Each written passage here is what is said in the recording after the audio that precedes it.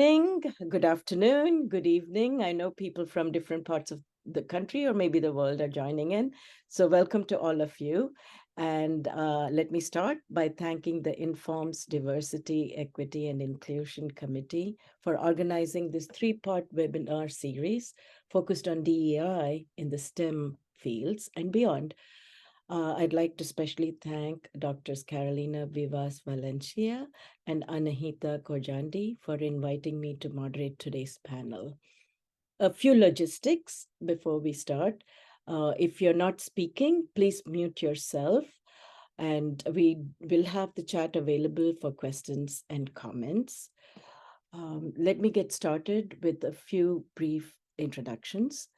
My name is Radhika Kulkarni, and I retired as a VP of Analytics R&D at SAS Institute, and I was the 2022 Informs president. During my term on the board, I have seen many activities related to DEI, and I'm very proud to see everything that the DEI committee has done to promote DEI in our profession. I'm honored to have three fantastic speakers join me as panelists for today's discussions. They are David Hunt, who is a vice president at Oliver Wyman. He focuses on transportation policy, operations, and strategic planning. He has worked with clients on 6 continents and across all transportation modes. His projects have included developing market share models, predicting modal shifts under industry changes, developing predictive maintenance programs using machine learning, and implementing large-scale optimization models for equipment repositioning. Dave is a longtime member of Informs, having served on the board of directors and in multiple roles, and I'm very fortunate to consider him my close friend. He will be the 2025 president of Informs. Dave is a founder of the Pro Bono Analytics program of Informs. He earned a BS from West Virginia University and an MSc from Princeton. Dr. Eric Bray is the chair of the Department of Biomedical Engineering and Chemical Engineering at the University of Texas at San Antonio. Eric is currently serving as the interim dean of Klesse College of Engineering and Integrated Design at UT San Antonio. Note that UTSA is a Hispanic serving institution, so we'll have lots of questions for you, Eric. In addition to his teaching and administrative roles, Eric is co-director of the UT Institute for Regenerative Medicine and directs research focused on the fields of tissue engineering, regenerative medicine, and biomaterials. Eric received his PhD in chemical engineering from Rice University and was an NIH postdoctoral fellow at the Department of Surgery at Loyola University Medical Center. Dr. Janice Terpeny is a professor with joint appointments in the Department of Systems Engineering and Operations Research and the Department of Mechanical Engineering. She's currently on loan to the National Science Foundation as the program director in the CMMI division of NSF. Her research focuses on smart integrated systems and processes for design and manufacturing and on design education. Previously, she was served as the Dean of Engineering at the University of Tennessee, department head of IME at Penn State and of IMSE at Iowa State. She's an SVP on the Board of Trustees of IISE and governor-elect for the ASME Board of Governors. So we have a diverse set of panelists, as you can see, from industry, from NSF, and from academia, and a mixture of all of those. So before we dive into the questions for the panelists, I want to give a brief background about this series, which has been organized by the DEI committee to discuss the new report related to DEI in STEM organizations created by the National Academies. A link to this report is included in the chat for you to read at your leisure. So, and the first webinar in the series was held on October 3rd and discussed the Bridge the Divide, Unveiling the DEI Divide and Embracing Inclusion. A link to that webinar is also included in the chat. And in that webinar, Emily Vargas has given a nice introduction and a summary of the report. So if you are, if the report seems too big to read, and it is indeed a large report. The summary does a nice job of picking the key salient points. Today's topic is empowering change, leadership strategies for transforming DEI systems. And we have chosen a few sections from chapters 2, 3, 5, and 8 of the report to provide a framework for our discussion. So we can jump right into the questions. And before each question, I'm going to give a short outline, a very, very like 5 or 6 sentence outline of that particular section to set the context, and then start with questions. Does that seem like a plan for everyone? So I see at least a couple of nods. So okay, so the report discusses the negative effects of historical redlining on educational opportunities for minoritized families. These range from funding disparities to lower graduation rates to inequities in educational opportunities, and the list continues. Some of the negative effects have been successfully countered by the establishment of minority-serving institutions like HBCUs, that is historically Black colleges and universities, HSIs, or Hispanic-serving institutions, and other specialized institutions like these. So I'll start first, and maybe since the first question refers to the HSIs and the minority MSIs, or the minority serving institutions, I'll start with Eric. As Dean of a Hispanic serving institution, help us understand how leaders from different backgrounds can give more support and resources to minority institutions like HBCUs, HSIs, and MSIs to help increase diversity, equity, and inclusion in STEM fields. Eric, if you can start, then I'll let the others chime in if they have any special points. Yeah, so thanks for the opportunity to talk about this. Yeah, so maybe I'll break this into parts because I'm not exactly sure what all we're asking here. But in terms of at an institution like an HSI or HBCU, is part of it is that all faculty are bought into the mission, right? Regardless of background, right? To recognize that we're at an institution that is a Hispanic serving institution. We're in an institution that has a large fraction of first generation college students, right? And part of it is when we're hiring faculty, we talk about, the unique background and the importance of understanding, we have a lot of transfer students, we have military students, we have students from a variety of backgrounds, and recognizing, regardless of your background, how our university is committed to supporting our students, right? So we hire faculty that are, not that everybody doesn't say this, but we, certainly hire faculty that do outstanding research, but also realizing that the mission of serving and supporting our students and students in the community and our link to our community is important. So that would be internal.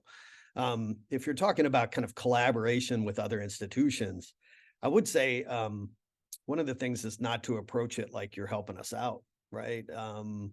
We have fantastic faculty, we have fantastic students, right? It's an opportunity to collaborate with us and but we bring a lot to the table too. So recognizing that this is a partnership and a collaboration to grow these areas, to grow research and impact, and allow our, provide our students with these opportunities and interactions is part of the way to approach it. I think sometimes you'll see institutions that maybe approach it a little differently, right? So we have a lot of fantastic things going on, and we want to work with people, right? But coming into it with that, and we have a lot of knowledge about. I always tell people that when I got to UTSA 6 years ago, a lot of these questions that people are talking about now, UTSA has been discussing for a long time, right? And so we're not new to this equation, right? Or this question of how do we best support our students and help them be successful, right? So bringing into it not a savior mentality, I think it's probably an important thing to think about.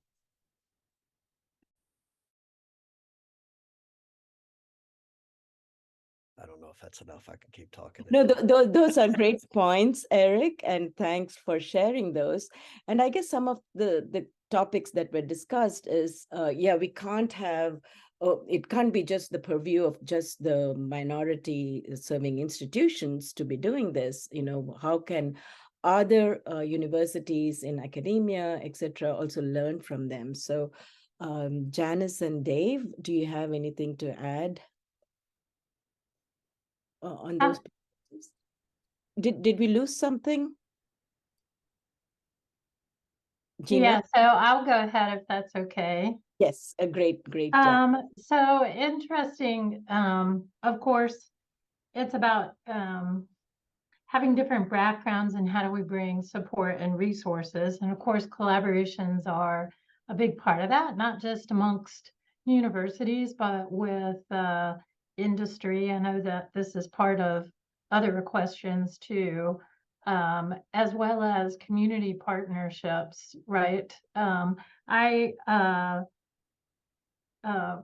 have at times reached out to a friend and colleague when we were at the same institution, and then we went to different ones.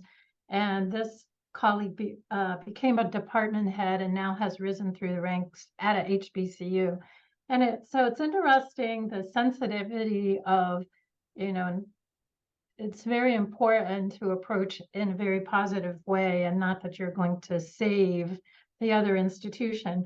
But I guess, a sidetrack here, the dean at the time said no to both of us because they had a chip on their shoulder and assumed that that was, why would we want to collaborate? So I think it really takes open-mindedness and compelling stories of why it would make a whole lot of sense to work together. One of the other things that we explored also was developing pathways. So for example, this person was at an institution that did not have a PhD program. And so then we talked about creating ways for students to visit and to explore, and how we could foster that interest and excitement, and look at them as it was a win-win, really, because they didn't have a PhD program or a master's program for that matter. So that was another way as well. I also think so. I know that our bios got rather long. I've served as a program director a long time ago, in addition to now in the Division of Undergraduate Education. And I think that aside from research collaboration in traditional STEM disciplines, engineering education is one where there's wonderful resources and collaboration possibilities that not all faculty are familiar with. But that's another way to partner and really get at interesting questions related to not to retention and student learning and et cetera. Thanks, Janice. Dave, do you have anything you can add from an industry perspective on how we can address some of these disparities once they come into the workforce? Well, yeah, thanks, Radhika. I think about it. I guess I'm wearing two hats here, right? I'm been a consultant for, actually, November 1st was my 40th year of consulting. So I've been at this for quite a while. But then also the Informs hat, and what you can do from a professional society viewpoint. And next year I'll be the Informs board representative to the DEI committee. So believe me, I'm learning from you and looking for your suggestions and ideas, and what we can be doing to help advance this. It Informs. One of the things that I think of as an example, and I've been consulting for 40 years, so my brain is now kind of wired to thinking about projects and doing projects. And through the Pro Bono Analytics program, we actually did a project with John Jay College. Many of you know Michael Johnson. He was our Pro Bono Analytics lead on this project. John Jay College, it's a Hispanic serving institution that's part of the City University of New York. And what we ended up doing was taking a team of analytics volunteers through the pro bono analytics program to help them build a dashboard. I mean, they were having an issue with data, and as I looked through that report that was sent around, data kept popping up time and again. You're getting better data, better information, and so taking informed and using what we do to take data to drive better decisions is exactly what they did at John Jay.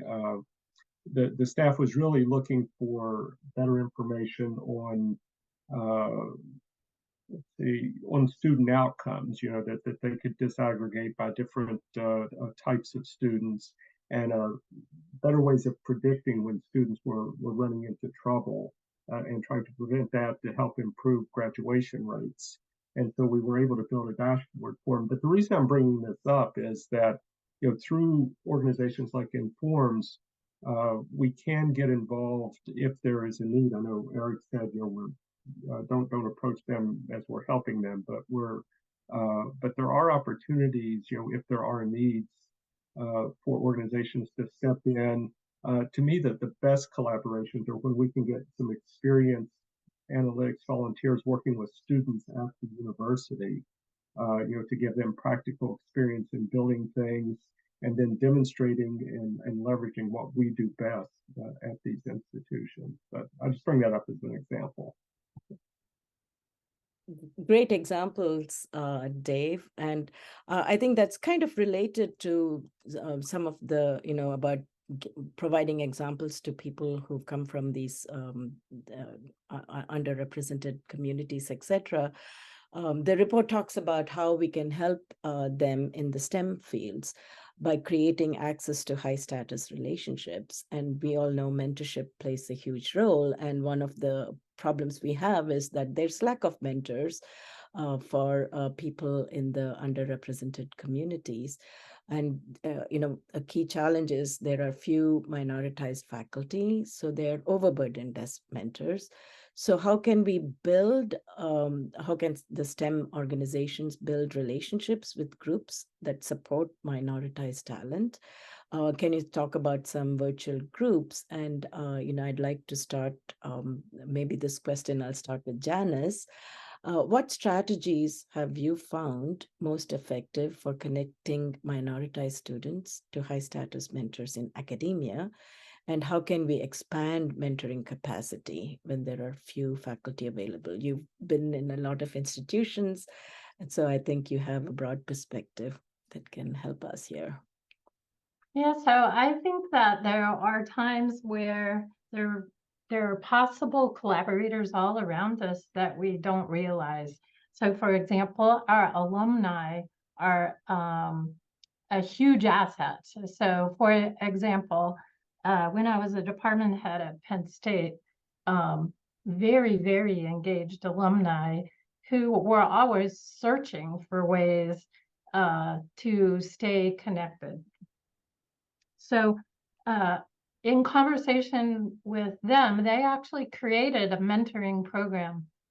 And it started at first as, these are people that are in industry and many in leadership roles also. And they learned as they went, honestly, of how to be a good mentor. And they were distributed around the country. They were not local, right, to a college town.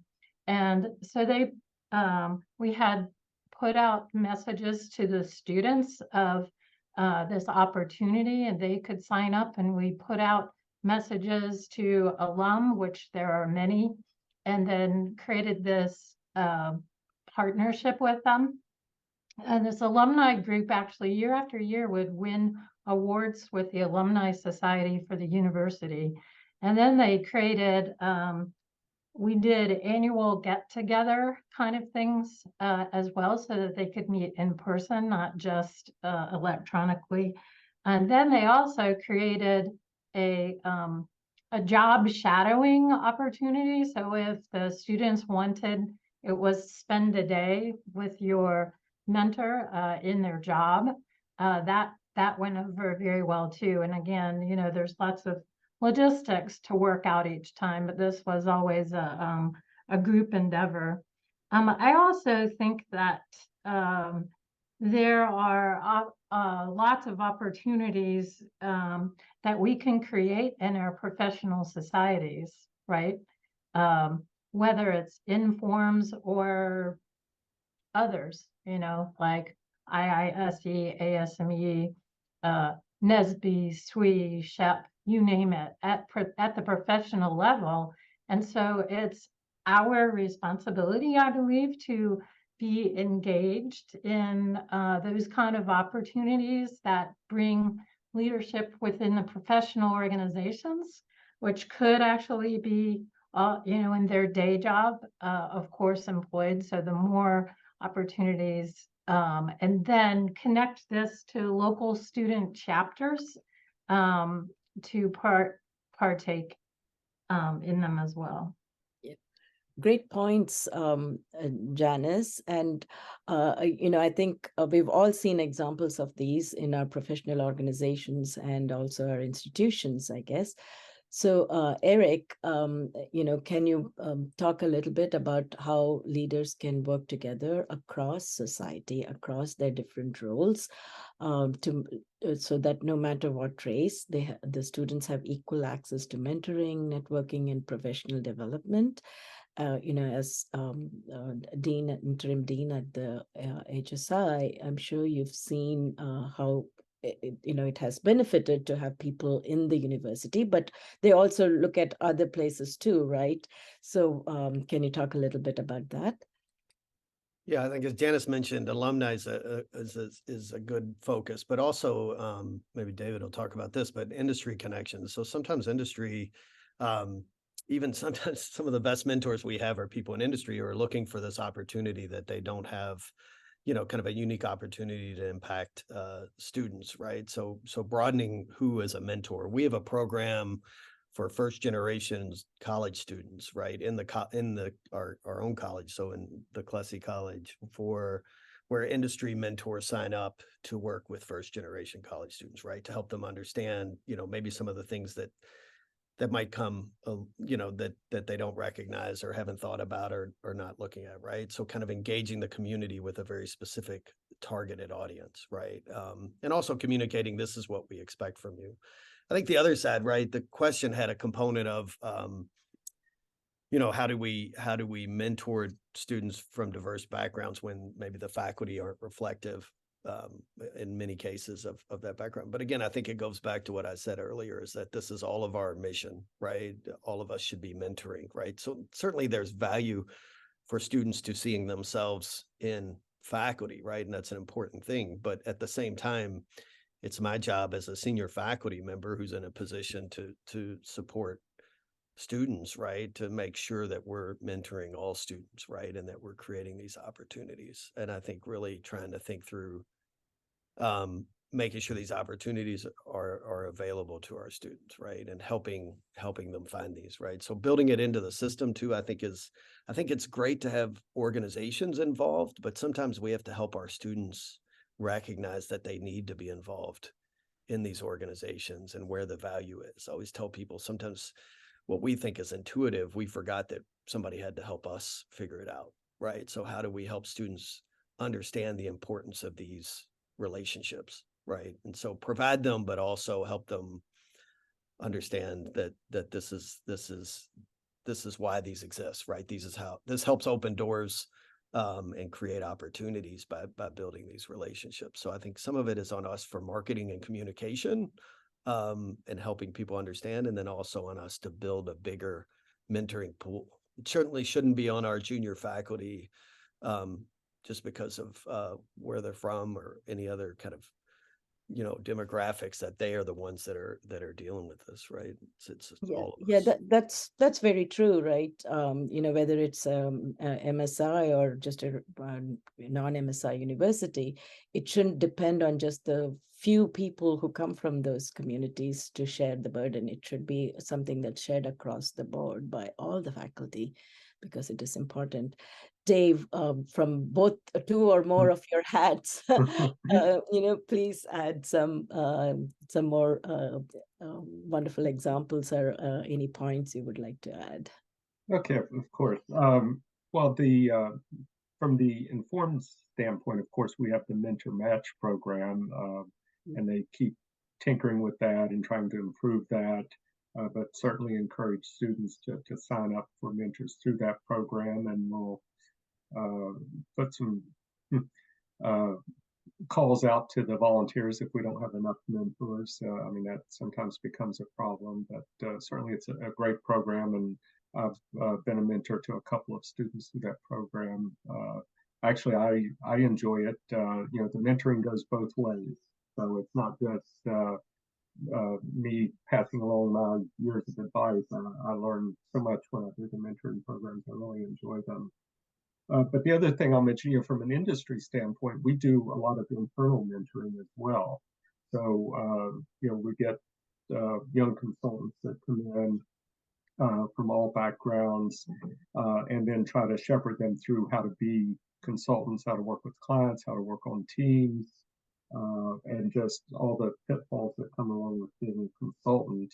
Uh, and from a DEI perspective, we've actually created, not me, but the company, Oliver Wyman, has created something called the Inclusion and Diversity Academy, because of course consultants have to come up with fancy names for everything. But what it does is it's a series, an extended series of videos and training that you can go through. It's self-directed if you want to go through that.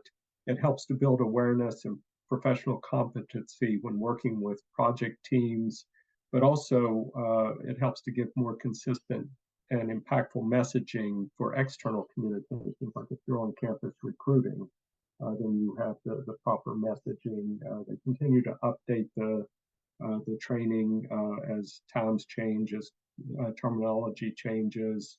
But it goes through 12 different modules like unconscious bias training, allyship and advocacy, how to have difficult I&D conversations. So internally, we do a lot of this, and I think most large companies tend to do that, you know, to help out all the younger employees in the company, um, and make sure that we keep a diverse team. And it also helps us with retention. I mean, retention is a difficult problem. I mean, it's one is the hiring, but also once you have really good people from these diverse backgrounds, retaining them is a constant challenge, and you have to keep working to do that. Very good points, Dave. And I think that kind of leads, you know, you talked about retention.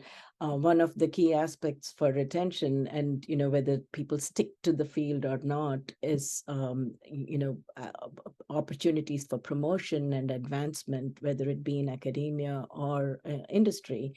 And, you know, there are obstacles which include racial bias, lack of mentors, which we've discussed, unconscious bias from colleagues, and then expectations from department heads or others that the minoritized faculty members take on extra service roles. Sometimes you might be the only one, only female or only person of color, and you know, many opportunities, many things, responsibilities get put on them. So these are all barriers to tenure and promotion. So from your position as dean, and you know, as a faculty member too, Janice, Eric and Janice, do you see what roles we can play in academic institutions in dismantling these barriers, and how can we build more inclusive cultures in academia and workplace? Are there opportunities for fixing promotion disparities? So we can start with Janice, and then move to Eric, and then go to Dave. Yeah, so I have a lot of thoughts on this, and I'll just offer a quick one. And this will build on what Dave said earlier too, and that is that mentoring is really bi-directional. We can always learn. One of the things that I became very clear when I served as dean, there was a very well-intentioned associate dean in the college who, for for women faculty had been creating programming for years, and the group of women faculty participating was pretty small, actually. And what I discovered was that it's better to include people in those who you're trying to help them have a feeling of a network, a community, and listen to the challenges and what kind of opportunities that they might be interested in. It's better to actually engage them in that conversation and then be supportive of what seem like good ideas than it is to, you're going to conjure up these things and you're going to offer them or do them for them when you really are not tuned into what the challenges are. We do this way too much, actually. We do a lot of trial and error and a lot of things that we invent, and we're going to do it for the group rather than so who knows if you're solving the right problem. And this is true not only for the retention and the promotion of faculty, but also for the recruitment and the retention and success of students, right? So we can approach these things in a very open way. It was funny, when I brought the women faculty together, the first thing they asked was, what about resources, before they had any ideas. And my response was, don't worry about the resources. You come up with what you would like and we'll definitely make it happen. So inviting people in for professional development topics that were of interest to them, that would help them in their success, was one of them. It wasn't very expensive to do. There's having group meetings with, since we're talking about promotion and tenure, those that are untenured, whether you happen to have hired them as assistant professors or associate, and as a department head, taking them out as a group on a regular basis, monthly at least, with no agenda. Just it's interesting to listen to the conversations where they're talking amongst themselves about challenges they've had and solving one another's things, you know. So the more communication, the better. The last idea I'll share for now. I created, as a department head, I created what I called a shared excellence committee, because I didn't want it to seem like there are those that are all knowing and those that need help. And so what I did was I asked 5 different faculty who I knew were very good in different aspects, where there was teaching, research, outreach, whatever, how they led the research groups, and what they. And then I paid for a monthly brown bag. I did dessert and the drinks to bring the faculty together. And for sure, all of the untenured faculty participated, but there were other faculty that did too. So creating environments for shared best practices. And of course, assigning or allowing people to select, whether it's select or assigned, have mentors is very important too, so that they're not swimming alone. So, yeah. All right. Thanks, Janice. Eric, Yeah, I mean, I think those are all great points. I think kind of inherent in what Janice was saying too is just listening and not just dictating what needs to be out there. I think sometimes, you know, we're faculty, we think we know the answers, right? But being open to the idea of maybe we don't, right? And you try some things, and you know, it's good to be well intentioned, but it's also good to try to find things out. And I think the mentoring side is important, but as kind of pointed out, sometimes the mentoring can be then thrust on the same person. So I think what we've tried to do is say, hey, this is, you have a mentor, but also there's kind of a collective support, right? And hopefully as a chair and in my current position, we try to communicate is like, I'm also, you know, this is not just the mentor who's looking after you, right? Or who's mentoring you, right? That's, I always feel like the single mentor option is kind of unusual, right? Because whatever that mentor can't relate to everything, right? And so they can give good advice that you can listen to, but I also wanted to make sure people knew that I was available and met regularly as a mentor. And I just, part of it was to reflect that this is important to me also, right? And you have another voice, and you should build up a community and kind of encouraging, making sure that community is there, right? Some of it is, I think, we're lucky in my department in that we had generally a good community of support for our faculty, right, which is helpful. But hopefully it's something also we fostered as a way to, so people felt like that was there, from not just, you didn't have the one mentor who was looking, fighting for you or trying to navigate the system. You had a community that was supporting you. Yeah, great point. Dave, any? Well, I'll just talk. I talked earlier about internal development of young consultants and helping them to grow into leadership roles. But that's the long game, right? I mean, you're looking at 15, maybe 20 years out, to take someone from a consultant to a partner. So the other thing, and during that time, do they really have the role models at the partner level or the VP level, the senior levels that they can relate to? And so the other part of that is recruiting more senior people into the company, which we do a lot of as well. I mean, we had a big push several years ago to try to hire more female partners into the company. And then we're doing the same, increasing diversity, race, and a lot of different areas to make sure that we have a very diverse senior group at Oliver Wyman, that the younger consultants then maybe can find someone that they can relate to in the company. That's all part of it. And I will say a lot of this also is I mean, we're consultants, it's where our clients drive us. And so there's nothing worse than putting together, we'll call it a pitch deck, where you, a PowerPoint presentation with a proposal in it. And then you have the picture with the project team, and it's all a bunch of white males. Clients don't like that. It's not a good look, and it does not help us sell. I mean, we want, and it's not good for our teams either. We want diverse teams. We want different ways of thinking about problems, different experiences. It makes us all stronger. So we really try for it, both through internal development, which is the long game, as I said, and with recruiting to try to fill immediate gaps and help out immediately. So.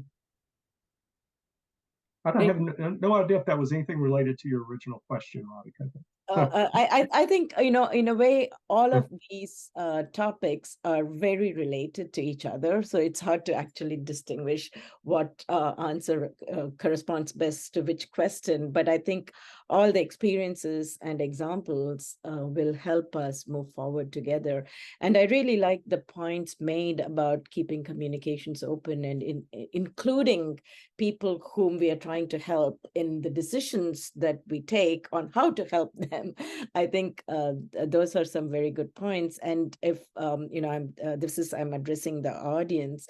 If you've not watched the first seminar, there was a really good example that Cole Smith talked about, where they were trying to provide some scholarships for study abroad, and he had a very interesting insight, because they said, hey, we'll just give scholarships for everybody. But then the student came up and said, you're not thinking, once we go abroad, the people who come from wealthier households can go off to on weekends, but we don't have that opportunity. So how do you allow for that? So that goes to the point that was being made with regard to, you need to include the people you're trying to help. So I appreciate all the comments about this.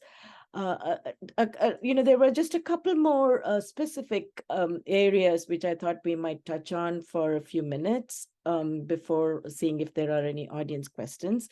One is with regard to NSF and other funding opportunities. Do you see a problem where underrepresented minorities have a greater issue with them? And it could stem from many things, their background and their leadership opportunities, their ability to focus on multiple things, et cetera.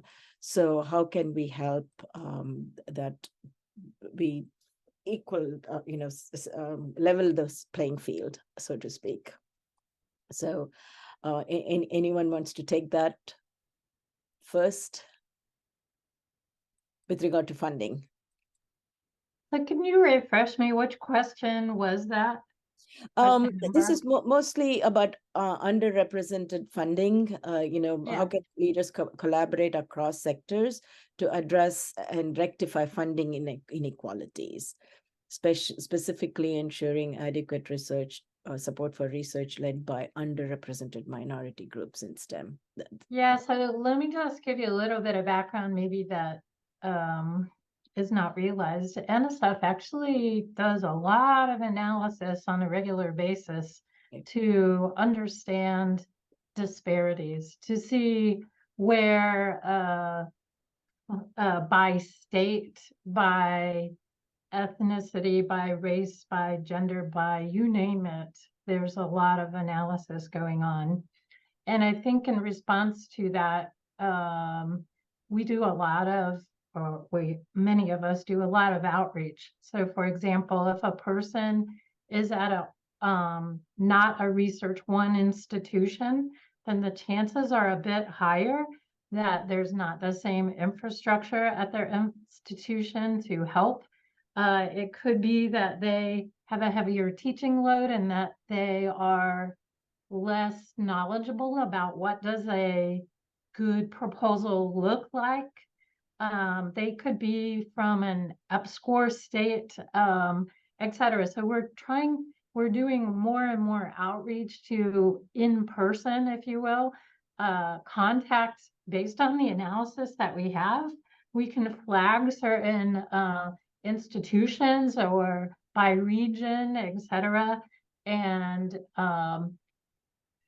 sort of suggest or invite ourselves, if you will, in order to spend a day or two at the institution to give seminars and workshops, to meet with potential proposers in one-on-one meetings.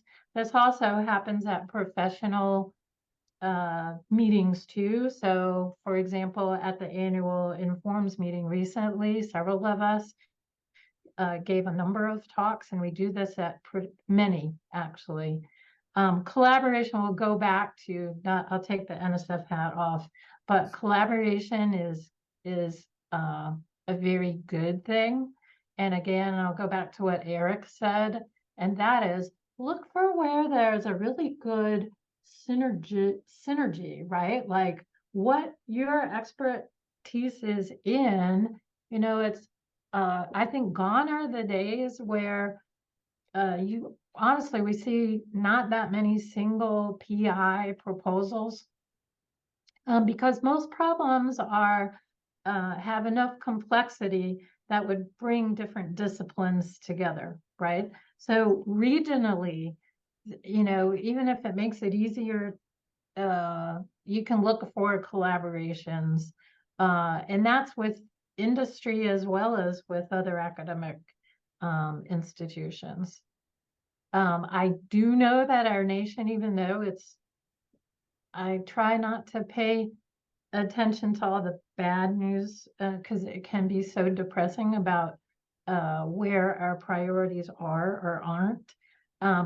But a number of federal agencies are encouraging one another to keep track of and to put more money into particular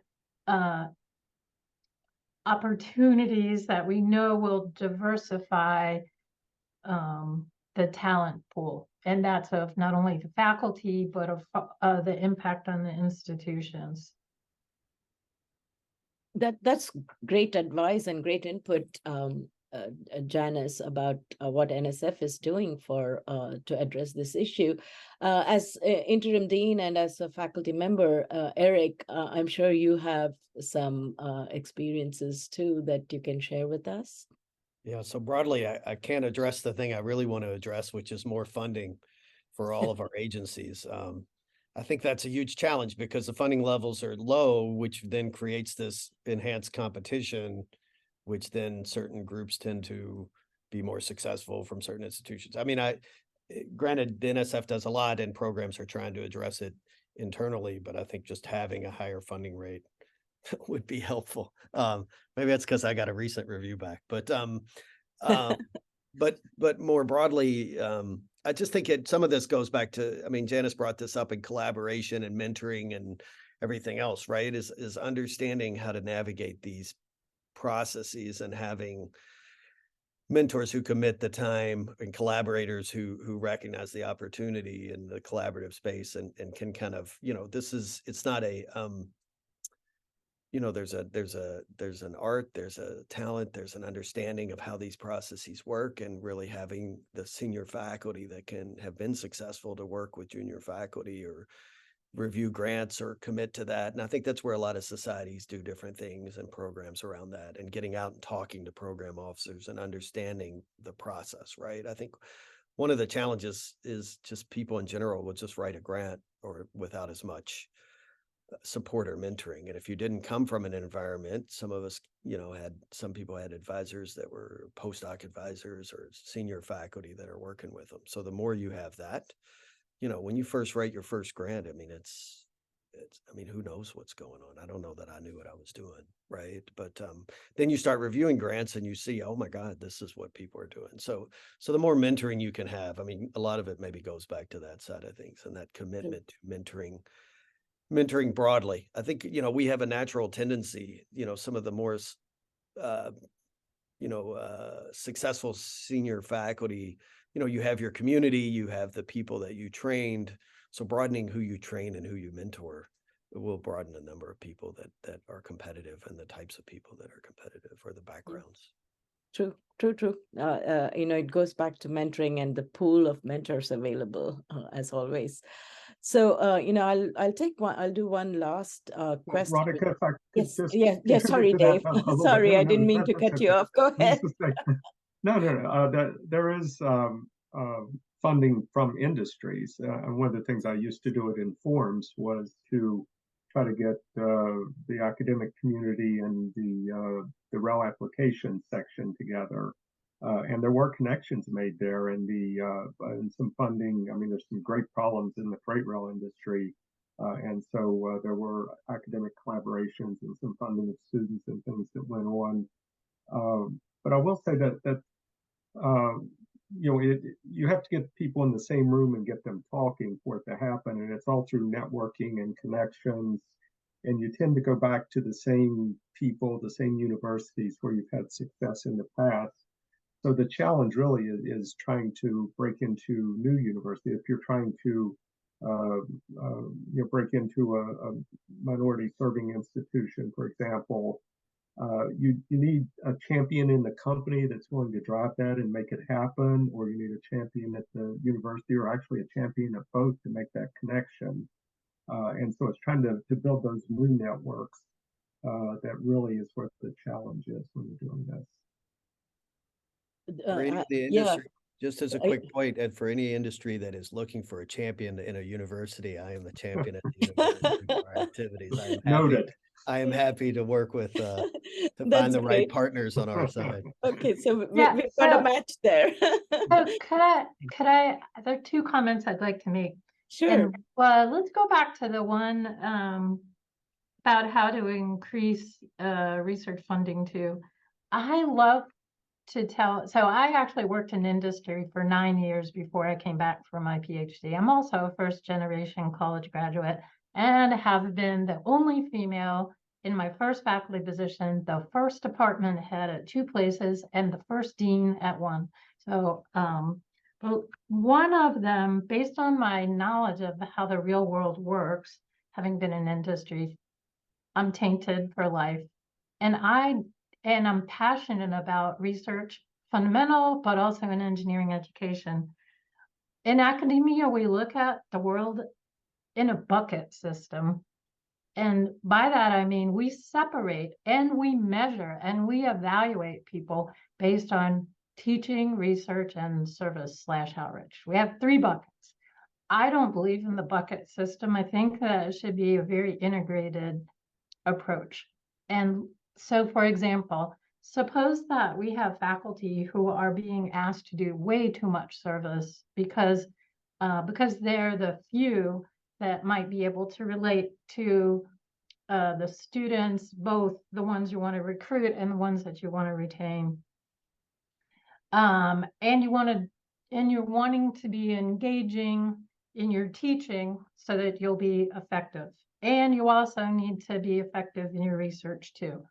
Well, why not look at this in a very integrated way? I think that the report and even the prior session talked about how context and real problems are so important to motivating, inspiring the next generation into why they might be interested in STEM fields, rather than it being take these classes in a checkbox approach and voila, by the end, you'll be an XYZ, right?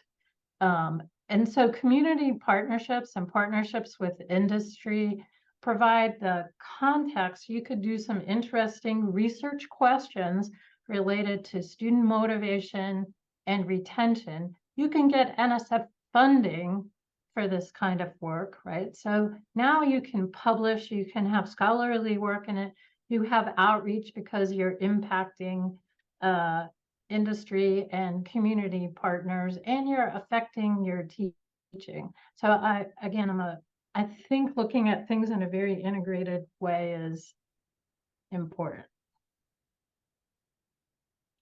True. Absolutely. And Dave, thanks for jumping in with that perspective. How could I forget, having come from industry and seen some of those partnerships which can provide funding opportunities. So, we have about 7 minutes left. And Carolina has just posted asking people in the audience to chime in. So while we're waiting for audience questions, are there any closing comments that each of you would like to make while we are waiting for any further questions? And I can start with, we'll start with Eric and go down in the way that I see the faces up there. Man, I was hoping I wasn't first, I guess. I mean, closing comments. I mean, I think this is a good discussion, and it's a discussion that has to continue around how do we best support our students and our faculty. I think some of this has to do with engaging everyone in the conversation, right? And I think that's one of the primary missions. I mean, we talk continuously about certain things are being disproportionately put on certain faculty and certain communities, right? And so trying to think of how we can broadly engage and recognize. I mean, I do feel like currently I tell people at an institution where we're roughly 50% first generation college student, a lot of working class families, working class students, right? Military, diverse students of all different kinds, right? You can have a huge impact on these students in our role. So kind of engaging faculty around this is an opportunity and an impact that you can have. I tell people that you can have a great impact on students' lives for first generation students. You have to be careful because you can have a great impact if you go the other way too, right? Some of the things we know. So making sure that this is part of the mission of why, I think it's an exciting part of being a faculty member. So I think continuing that conversation and maybe extending that to as a senior, a more senior faculty member is mentoring the next generation, whether it be graduate students or junior faculty, et cetera, right? So part of I think maybe part of why we went into this back in the day, if we can remember when we started out wanting to be a faculty member, was being able to inspire and promote and mentor. And realizing that was why we got maybe at least somewhat of a reason of why we got into this first place, and to have that impact is valuable, right? And related to promotion and everything else is coming up with ways and mechanisms to recognize that, right? And acknowledge that that's not just something we should do. It's something that we should get recognized for, quantified in some way, shape, or form as part of the process, something we're rewarded for, right? This is valuable and important, I think. Yeah, thanks, Eric. In the meantime, before I go to continuing this thread, there's a question from the audience, and I think this is directed mainly to Janice, so you can incorporate that into your final remarks, Janice. Has NSF considered not funding institutions that have too large an administrator to student ratio, with the exception of HBCUs, HSIs, women's institutions? That seems like a pretty loaded question. So. That seems like a pretty strange question to even try to quantify what the size of administration is. So the National Science Foundation spends your taxpayer dollars, all of us, right?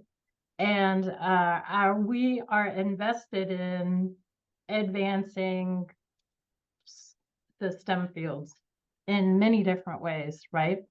And so it's based on the merit and the promise of that impact, period.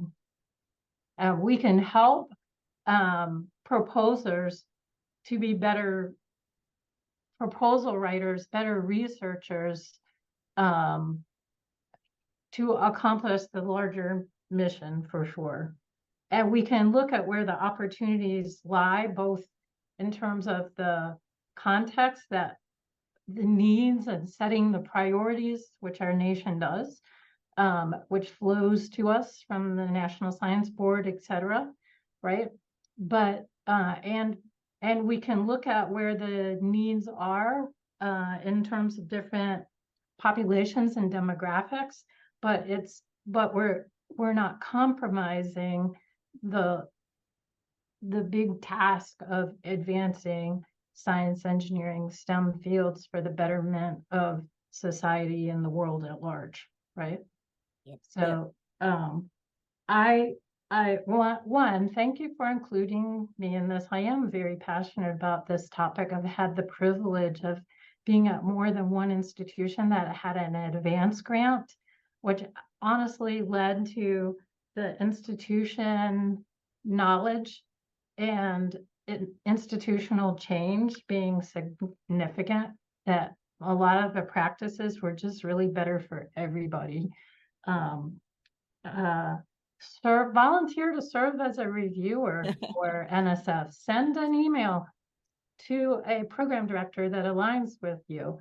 I love to have junior through senior reviewers. There's nothing like seeing what do good proposals look like. That's a start when you're a person who's never written one before.